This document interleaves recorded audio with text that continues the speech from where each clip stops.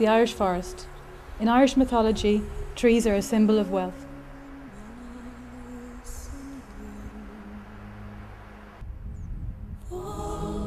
No wonder there is a tree in front of the Irish Central Bank.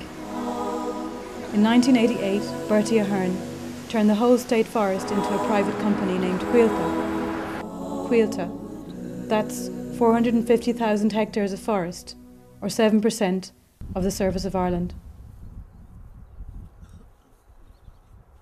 By way of the Irish Forestry Fund, private investors can invest their money in Coiltte's trees. The result in many places: intense forest management with radical cutting down. But that's not the only thing forest protection activist Andrew St. Ledger is worried about. Well, the major concern right now is that the public forest estate managed by Coillte is about to be privatised, and that all the components for that are in place. And we think that this would be a huge mistake for the benefits for the future. If it was managed in a different way, a different model could be far more beneficial for the Irish children in the future.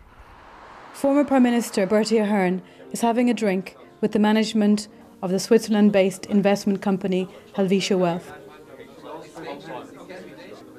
Since January 2010, Bertie Ahern has been on the payroll of Helvetia Wealth, buying forests in Panama, Scotland and Ireland. I was always somebody who believed we should promote forests and try to develop the amount of land in Ireland that was under forestry.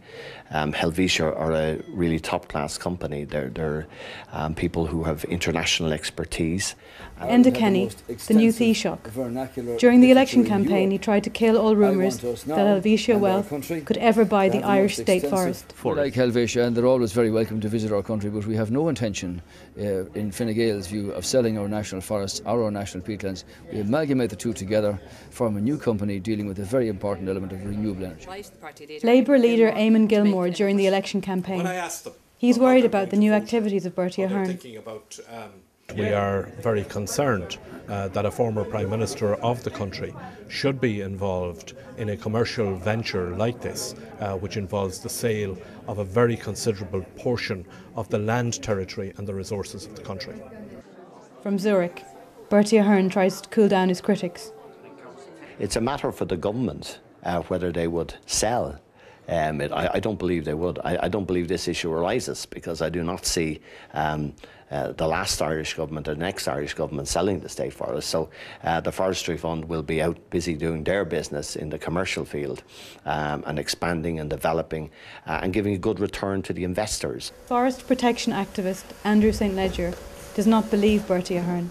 He has organised a petition against the sale of Coillte. On his poster, Bertie Ahern with the chainsaw.